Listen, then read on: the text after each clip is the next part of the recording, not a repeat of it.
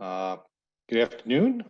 Thanks for logging on. I'm Herb Jackson, the politics editor at CQ Roll Call. With me today is our political handicapper and CQ Roll Call's election analyst, Nathan L. Gonzales. And today's At the Races webinar, we're going to focus on the home stretch in this election, which I think carbon dating has proven started about 35 years ago. We're going to cover a few highlights of where Nathan sees the races and how we get from here, and we can take your questions, which you can put in the Q&A box at the bottom of your screen. I also want to put in a plug for At the Races, which is our newsletter about the campaign. It comes out every Thursday at 2:30, meaning it should be in your inbox just about when we finish. All right, so let's start with the presidential race. Nathan, your projections, which people can find at rollcall.com/election-guide, show Joe Biden getting 319 electoral votes, which is well above the 270 needed to win. And you have several states as toss-ups. Let's try it this way. What would Trump need to do to win? That's a great question, and maybe it hinges on a big moment tonight during the debate. The former vice president having some sort of medical emergency on stage.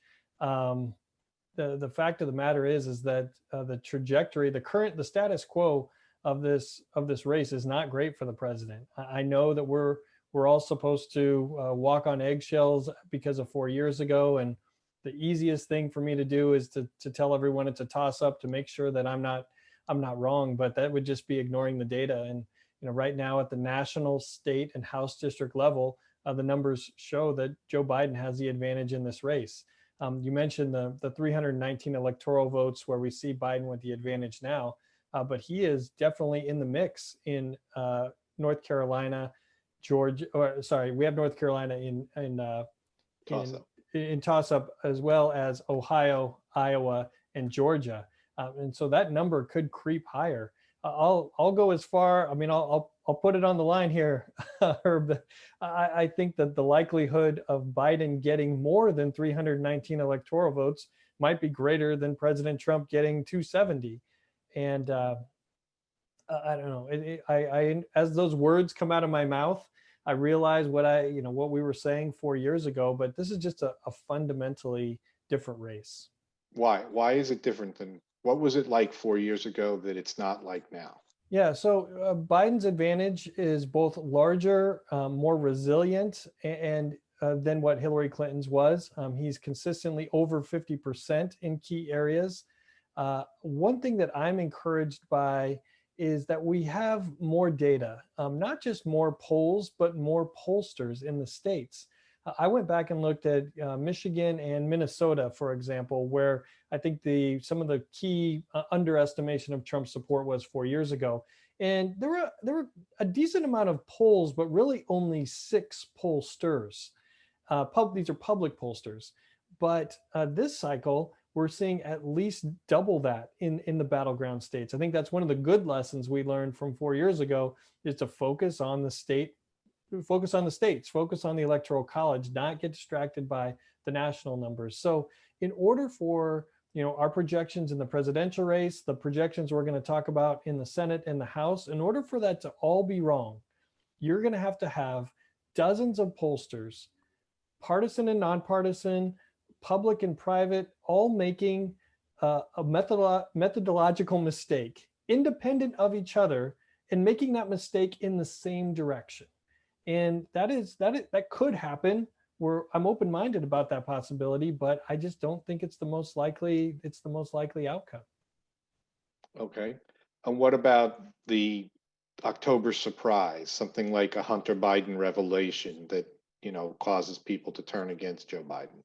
Well, I mean, I don't know if it would be a surprise, since there are stories that are already out there and available both online and will probably be mentioned by the president during the debate. So I guess I kind of put that out there. The two things I would say about another October surprise or surprises is that this has been a stable race. We've had lots of huge news events.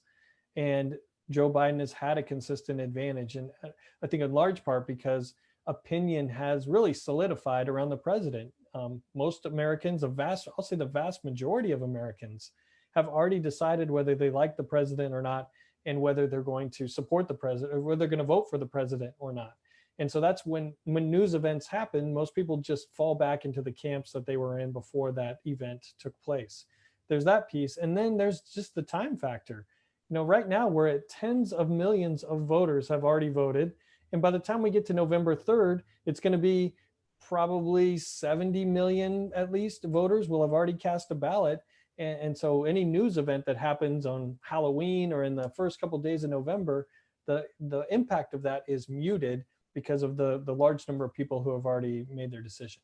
Yeah, I know. I looked it up this morning. There's a site called the U.S. Elections Project that's tracking how many ballots come in and how many people vote early. They had it at 44 million this morning have already voted. Yep. So And I think let's with just the total electorate of at least 150 million, I would say, and according to the polls, at least half of the electorate said they're going to vote early, either by mail or in person. So I think we're going to get to 70 plus at least million votes cast early. So let's look at the House. I don't think anybody is really seriously projecting the Republicans are going to take back the majority. But it seems what's interesting here is when the Democrats took the majority in 2018, what we were hearing from the Republicans was, well, that was just people acting out, and it'll be different in 2020 because Trump will be at the top. If people want to take it out on him, they will. But these are still Republican areas. They've always voted Republican, and they'll come back and pick a Republican congressman, especially if they vote for a Democratic president, because they don't want one party rule. What do you see? Well, you correctly laid out what Republicans thought was going to happen, right? That this was supposed to be better, and Trump on the ballot was supposed to be a boost to their chances, and that's just not how it's played out. I would argue Trump is a drag in almost every competitive Senate and House race that we're watching. For some context, we're watching a universe of about 70 House races, and I would struggle to name five. I would struggle to name five where the president is doing as well or better than he did 4 years ago. In almost every district we're watching, he's doing worse. It's just a matter of how much worse. It might be 5 to 7 points. In some places, it's 8, 9, 10 or more. Let's be specific. In Colin Peterson's district in Western Minnesota, the 7th district, Trump won that district by 30 points in 2016. Trump's going to win it again, but probably by 12 to 15 points. And that's a problem because that's not the suburbs. That's not a suburban collapse for the president. That is evidence that he is struggling everywhere. Or, for example, in Western PA with Republican Congressman Mike Kelly, he was just on a call for the Trump campaign and talked about a poll where the president was winning by 8, 9, or 10 points. And I think he might have thought that that was good for the president, that he was winning by that margin, when in fact, that's about half of the margin that the president won it by in 2016. So when you look at the Electoral College, you think, well, how is the president going to overcome the hemorrhaging of suburban voters in Southeast PA if he's also losing voters in Western PA in more rural areas? And that's part of the crux of the president's problem right now. And how does that play into House races? I guess it's that people used to separate their congressmen from Washington, right? Yeah. And it doesn't seem like that's happening anymore. Yeah. Well, the key part of the argument for Republicans getting the majority back, they need 17 seats, was that there were 30 Democratic members in districts that Trump carried. When we look at those 30 districts that he carried in 2016 right now, he might carry 5 of them. And that's tough when that's happening at the top of the ballot for these Republican candidates, because I went back and looked at the last 2 presidential cycles, and 92% and 94% of House districts in the last 2 presidential cycles voted for the same party for president as they did for the House of Representatives. So there are going to be a few exceptions, maybe Congressman Fitzpatrick in Pennsylvania. Biden's going to win that district. Fitzpatrick could still win, but those are going to be the exception rather than the rule. So the Republicans, to have a chance at getting back to the majority, the president needed to be doing at least as well as he did in 2016, if not better, and he's just not there. And then you layer on top of that all of the money that Democrats have raised. That I remember a time when if a House member raised $1 million, we thought he was planning to run for Senate, and now it's like people you didn't hear of, you never heard of, $5-6 million they've raised this year, and they don't even have contests. They're just sitting on this money, or they're giving it to their colleagues. Yeah, I mean, House races, House candidates are raising what Senate candidates used to. Now we have Senate candidates raising what presidential candidates used to. Like the whole spectrum has shifted. I will say this for those that are looking at their, what is the House of Representatives going to mean for their business or their association, and that you should plan for a Democratic majority and an expanded Democratic majority. I mean, our projection right now is Democrats gaining between 10 and 20 seats. Now, what I think is going to happen is that Democrats are unified in trying to prevent President Trump from getting a second term, but then they're going to be divided. Even if they're in control, they're going to be divided on what policies and how far the party should go. And there are going to be Democratic members who are going to be looking over their shoulder and saying, is AOC going to endorse a candidate against me? Am I going to get a primary? And so there's going to be tension even when Democrats have all of the levers of government. And now the big suspense question we're going to have on Tuesday, the week that follows, the month that follows Election Day. I was told not to call it Election Day. I was told to call the end of voting because people have been voting already. But the anyway, last day to cast a ballot. Yes. The Senate. So right now it's 53-47. Republicans have more of their members up than Democrats. And, I believe you've counted at least 3 have already been lost, right? Colorado and Maine, and was it North Carolina? Maine, Arizona, and North Carolina, we all have in a Democratic column right now. You could balance out of a net of 3 with a likely Doug Jones loss in Alabama.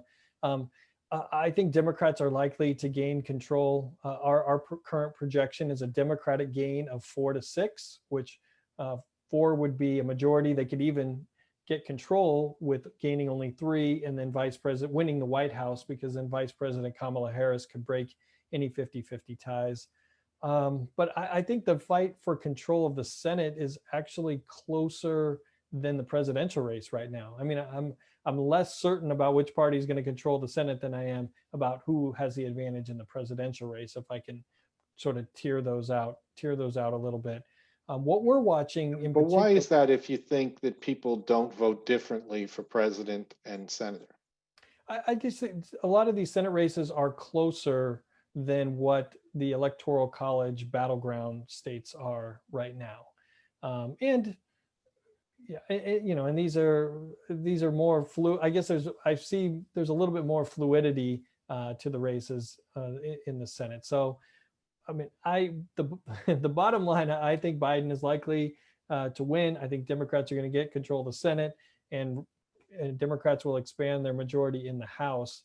We need to stay open-minded. Don't email me in a couple weeks if one of those isn't right and say, "Oh, you said it was over," because it's I will. Don't worry about it. I will. It's not over, but that is what the majority of data are pointing to right now. And with looking at some of the questions, do you think the shift of voters 50 and older away from Trump is what's making Biden's chances look so good, or is it something else? Another question was asking about the pandemic, the COVID breaking out in Iowa. People blame different governors and things like that. Do you think, is there any one thing, or are they all just sandwiched on top of each other? Well, if we start with the first, with demographics, I mean, the president's margin among seniors is not what it was 4 years ago, but that's not his only problem. I mean, he's continuing to lose voters, women with a college degree, also struggling with men with a college degree. It is not limited to one specific demographic. I mean, the gender gap, we've had a gender gap for a while. This is not new, even though we the media portrays it like it's new, but the margins, I think, are going to be even larger. That the president is struggling to win men is not a good sign for any Republican nominee. And now I lost track of what the second question was. Or The pandemic. oh, pandemic. I think that is an overall problem, because it not only is a health care and leadership issue, but it's also an economic issue. And the economy was the one thing the president could rely on amidst a host of other things that people didn't like about him. And he could always come back to the economy, and that's just not as strong as what it was, what, 7, 8 months ago. And so I know that he is part of the message is, well, look what I built and I can build it again. But people aren't forgetting about where we have just been in the last 6 months and the potential role he played in it. And the more that COVID is in the news, that's just, it's not good for the president. The president, when you look at who voters trust to handle COVID and almost every issue, it's usually Biden. And on the economy, the public confidence in the president's ability to handle the economy has shrunk over the last 7, 8 months. So, and I've seen in some state polls this week, Biden is starting to get ahead on that as well. It's very interesting. yeah, and in Iowa with the outbreak, maybe part of the challenge is that the governor is not up for reelect. That's not a state that's electing a governor, and so there are limited ways to express frustration when you have the top two people on the ballot are Republicans, being President Trump and Senator Joni Ernst. So a couple questions here. Will the House GOP moderates be the biggest casualty of Trump's unpopularity? Most never cared for his politics, but could lose because of his name on the ballot. I mean, are there even moderates still running, or did they all give it up? Yeah, who are these people? I don't know. There are only 4 Republicans right now who represent districts that Clinton carried. We talked about Fitzpatrick. He might be able to weather the storm, although the Trump collapse in the Philly suburbs could be so much that even he loses. John Katko is in a very real race. I know there's a difference of opinion. New York's 24th district, Syracuse area. There's a little bit of difference of opinion between the two parties about the trajectory and the structure of that race. Will Hurd is not running for re-election in the 23rd. And then Mike Garcia in California's 25th, who he just won in the May special election. Sometimes I avoid labels about, avoid those adjectives, because sometimes I'm not exactly sure what they mean or how we're quantifying them. But the bottom line is there are going to be fewer Republicans on the Hill in the House, fewer Republicans on the Hill in general. And I think they're going to tend to be more conservative, that the caucus is going to be more conservative because they don't have as many members representing more marginal districts. Right. I mean, I grew up in North Jersey, and the fact that the eastern end of Long Island is a competitive district just blows my mind. Both seats out on Long Island, both that and the Peter King seat where Peter King is retiring, but the Lee Zeldin seat is competitive in that part of Long Island. Just blows my mind. And the Lee Zeldin seat, the first district has been still Trump has maintained, I would say, a significant advantage for much of the cycle. Like, while the president was slipping in a lot of areas, we saw him holding firm until the last few weeks. Like, there has been the president has we've seen a slide, and once that momentum kind of starts, that might be too much for the congressman to overcome. Wow. Do you see Republican candidates starting to split themselves from Trump in a way to try and say that I'm not with him, or to avoid being dragged down with him? Will that even work?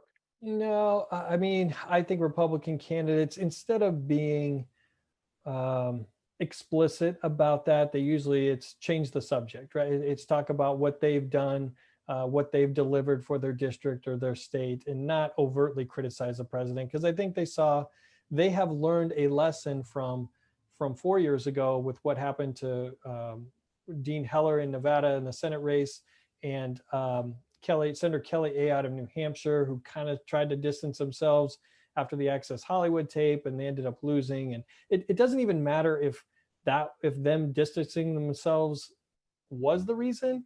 but that's what I think what Republicans have internalized and what they think is the reason that if you oppose the president, you're going to lose. But that puts these members in a tough spot who are in a district where they can't just win with Trump supporters. They have to have a level of independent or moderate voters in order to win. So I think Republicans by and large have decided they have coupled themselves so closely to the president, they're going to sink or swim with the president. Right. They may try to distance themselves in meetings with editorial boards like John Cornyn down in San Antonio, I think it was, or Fort Worth, the Fort Worth Telegram, where he said compared what he was doing with Trump to a spouse trying to change their mate, but I don't think they're going to. Then they walk out and say, "No, I'm not trying to break with Trump." When they talk to the press, right? So they try to convince some editorial writers they are more independent. But now it looks like we got lightning round of questions here. So what about Virginia 5? The Republicans there threw out Denver Riggleman, who won the term last time, and nominated Bob Good. He's running against Cameron Webb. Yeah. Yeah, this race is a good example of a race that shouldn't be in play, meaning that Democrats shouldn't have a real chance. The DNA of this district is extremely Republican. Corey Stewart in the 2018 Virginia Senate race. Corey Stewart was a Republican nominee. Let's just say he is a polarizing conservative figure that the NRSC didn't even want to have anything to do with.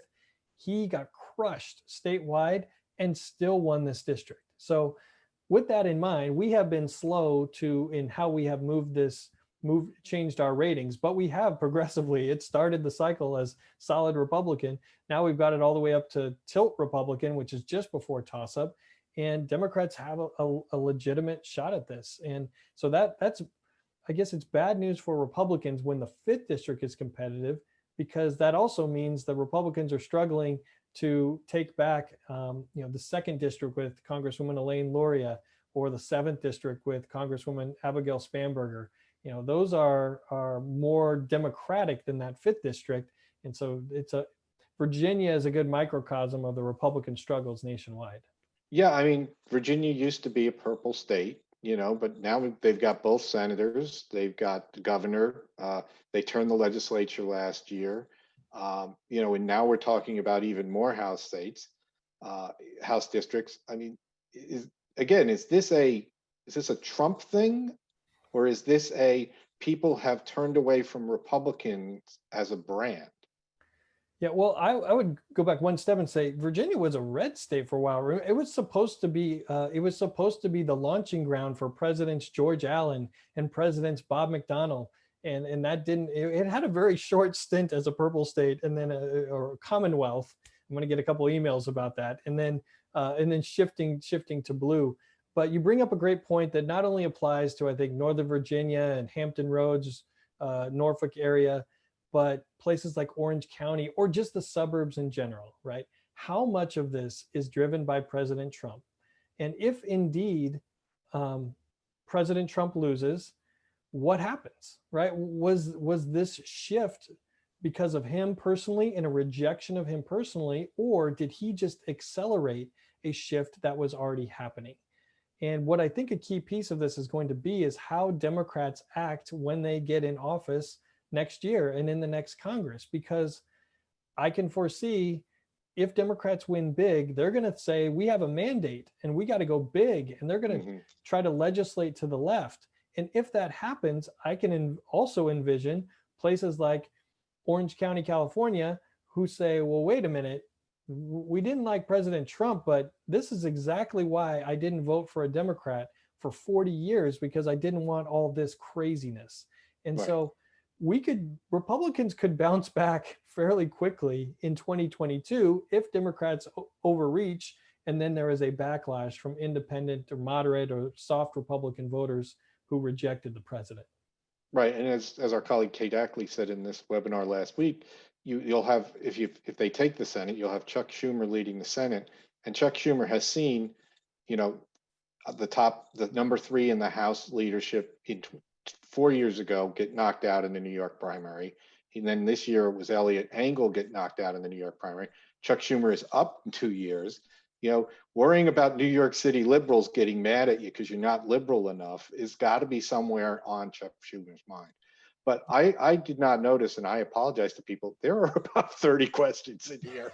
So I better make my answers shorter. So yeah. All right. I So should have brought water. Kansas Senate. It exists. Yes, Oh yeah. Kansas Senate. Kansas Senate, we have it in our tilt Republican category. This is a race that Republicans, well, first they wanted it to be over by, well, first of all, Senator Pat Roberts is not running for reelection. I know that you all know this because you're on this webinar and you're not normal people.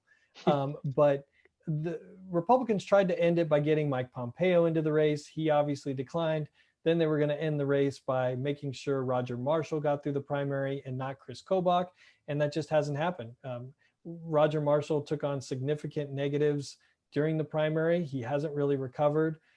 Democratic nominee Barbara Bollier, a former Republican state senator and doctor, maybe most importantly, a doctor, is running a good campaign. And that race is neck and neck. It is also, Democrats are being helped by the president's slump. I'm going to call it the Trump slump. I don't know if anyone has that registered trademark on it, but he right now, I believe the president is only ahead by mid-single digits in Kansas. Okay. In Kansas, folks. North Carolina Senate. You know, Cal Cunningham had his extramarital sexting affair, and his support in the polls has gone down. You have any thoughts about changing your rating on that? Well, I mean, his unfavorables have gone up. I'm not convinced that it has changed fundamentally the ballot test. I think what's more worrisome for Tom Tillis is that the president is still struggling to win North Carolina, and I'm not convinced that Tom Tillis is going to overperform the president, or that the scandal is enough on Cunningham to significantly underperform Joe Biden in order to win. Okay. So Herb, we're always considering changing our ratings, but there is not one imminent, I would say, in North Carolina. Okay. An anonymous attendee has asked what you think about the support, the increase in support from Hispanic voters for Trump. What could be causing that? Sometimes I hesitate to get into the cause and just look at the realities. And I think that there are places, particularly in Florida and South Florida, where the president has made gains with Hispanic voters compared to 4 years ago. I think some of that has subsided. We're watching that 26th district with Democratic Congresswoman Debbie Mercarsel-Powell, and the 27th district with Congresswoman Donna Shalala. And Republicans were very optimistic, at least in the 26th against Mercarsel-Powell. That has waned a little bit. And I think part of it is that the district has started to perform more closely like the big Clinton district that it was 4 years ago. Again, that is one place. Remember 20 minutes ago when I was saying there are a handful of places where the president is doing better. I think he will do better in those districts. But I don't know that that is enough to compensate for the broader losses that that we're seeing for him in other places statewide. What about the crowds he's getting now when he's holding these rallies? Somebody asked a question that you don't see that for Biden. Is there an enthusiasm gap, and what is that worth? Well, part of the reason why we're not seeing rallies for Joe Biden is because they're not having rallies because we're in a pandemic. I mean, I don't know. I don't know. Maybe I'm just airing frustration now, but I'll make a couple of points. Enthusiastic votes count the same as unenthusiastic votes. There is a whole host of Democrats who Joe Biden was not their first choice. And that's abundantly clear. But one thing that I know is that Democrats are going to be unified in a way that they have not been in a very long time in making sure that President Trump doesn't get a second term. And someone might not be enthusiastic about it. They might not want to have a boat parade about it, but they're not going to want President Trump to have 4 more years. So we're in this weird world where we're constantly talking about underestimating Trump supporters. We might be underestimating the fervor on the Democratic side that is against President Trump and what he has done to energize it. We also have this other piece of information about Democratic energy, and that is fundraising. How does Jamie Harrison in South Carolina raise, $50+ million in 3 months. Part of it is because he's running against Lindsey Graham, who's known nationwide, but also President Trump has woken up the Democratic donor base in a way that Biden couldn't, or no actual Democrat could. Okay, I'm going to read this one, and then I'm going to apologize because we're almost out of time, and I can't get to everybody. But let's go into overtime, Herb. What else do we have to do? All right, but then we have to start the ball at what, the 35-yard line? I forget what the new rule is, but mixed metaphors. I don't know. How do you see the Democratic House seats breaking in the Justice Progressive on one side, New Dems on the other side? The New Dems did a little better in 2018 than, I guess there were more Spanbergers than Ocasio-Cortez's. Do you see that happening if they're picking up more seats this year, or is it a mix? Or I don't know about the specific endorsement. I mean, I don't have the specific endorsement lists to make that specific analogy. I will say that if Democrats are expanding their majority, they are expanding into more and more Republican territory and could have thus more moderate members. But at the same time, we're also seeing that I'm also seeing that Democrats aren't really afraid or shy. They're not really shy about maybe being more progressive or liberal. I think that they are emboldened now and are not as afraid to pushing the envelope a little bit on policy further than what they might have 2, 4, and 6 years ago. So how it exactly breaks out, I don't know, but I will say when you have more people on the Hill in your caucus, there's going to be more diversity. There's going to be more fighting about what the actual policies are going to look like moving forward. Okay, and there's a question here from a closeted copy editor who's lurking in the room named Andrew M, who's probably planning for stories that'll come in that'll surprise us on Tuesday. But are there any races in the solid column that you think might surprise us on election night? Well, Andrew, no, it's our job to avoid surprises. I don't know. I mean, we are watching, a couple dozen races, particularly in the House, to see what might come online, and it just we haven't seen anything. I don't have a specific one, but I will say this: the way you get surprise races is when no one's really paying attention and no one's really polling, right? The member might be taking it for granted, so they're not polling it, and the other side, the other party might they don't think it's really winnable, so they're not polling. And from our perspective, we're digging for data and trying to unsurface things that exist. Well, if it doesn't even exist, it's hard for us to figure it out because we don't have the resources yet. Maybe and it seems like where we've had those surprises during the primary season, it was more on the right? That there was the Fred Tipton. Was it Fred Tipton? The Colorado 3 race. Scott Tipton, excuse me. Yeah. And you had people you didn't think were vulnerable in Republican primaries who suddenly got knocked out, and so that's that. And there's one good thing that's happened over the years is that, I mean, there are just more people covering these races. There are more media outlets, and I think it's tougher. It's tougher for there be surprises, but there still are. And I'm amazed that these members on the Hill, they watch their colleagues get surprised, and then they're still surprised in their own, like they're in their own bubble, and they think, oh, I'll be okay. My friend just lost and he wasn't paying attention, but that's okay. I'll be okay. And then 2 years later, there they go. Well, it could be because they've never really had to run a competitive race. I mean, right. But Fred Upton in trouble? So I was actually just going to mention Fred Upton. We are carrying it on our list. We have it in the likely category. That feels like it's kind of on the edge of the competitive races. I mean, we don't hear. I mean, Democrats feel like they have a credible candidate. I don't. But it's not. I don't hear a lot of optimism on the Democratic side. So if Fred Upton is losing, then it's a huge night for Democrats. But it could still be a very good night, even if Fred Upton wins re-election, and then we'll put him on the retirement watch list as he has been for approximately 20 years, I think. Okay, and I'm gonna start wrapping it up here. We did get 28 questions, and the next to last one was what's the website to see Nathan's assessments?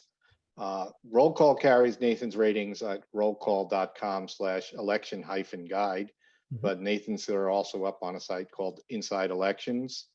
And do you have a takeaway on a thought about the impact on reapportionment? Amazing. Let's look ahead. We have 2020 figured out. Let's look at 2022. Well, Herb, let's give people an insight into our conversations that, well, how it's supposed to work. We're supposed to finish the census, then we go through reapportionment where states, gain or lose congressional seats based on population growth over the last 10 years, and then we get to redistricting. But folks, Herb and I have been talking that, there are still questions with the census and Do we how do we keep quickly the same map for 2022 and how quickly those new numbers are available, or the validity or the legality of those numbers are, and if those numbers get relayed to the states in time to start the redistricting process, and if that is all done in time for the 2022 elections. Um, i i don't know. 10 years is long enough to forget how crazy a redistricting cycle. We spend 10 years trying to remember these district numbers and where they are, and then it just wiped away. But this is right, gonna because the this is first gonna be test is going to be New Jersey and Virginia redistricting for legislative races in 2021. it's got to be done quick, and it's going to be strange that it looks like Montana is going to get another district. So there's going to be a Montana 2. I mean, I know that there was. Don't just stop your email right now. I know that there was, but it's going to take a bit of um, change in our minds. And remember that the Electoral College will also be different in 2024 based on the changes in reapportionment that are made this time. Okay. All right. Well, listen, thank you very much. I'm sorry we couldn't get to everybody's question. And, if I were more professional, I probably would have skipped Andrew's question and then Nathan and I could have talked to him directly. But thanks again for tuning in. And I'm Herb Jackson, the politics editor at CQ Roll Call. There'll be more Fiscal Note webinars to come, and have a good afternoon.